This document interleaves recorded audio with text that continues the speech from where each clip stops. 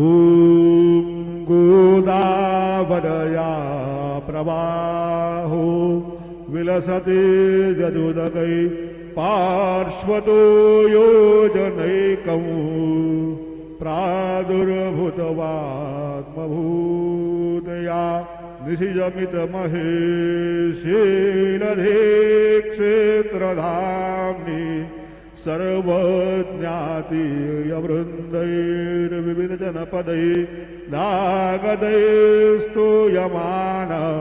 पूर्णब्रह्मैव साक्षात् विजयति भुवनं पावयन् सायनाथ गुरुर्ब्रह्मा गुरुर्विष्णु गुरुर्देवो महेश्वरा गुरुः साक्षात् परब्रह्म तस्मै श्री गुरवे नमः।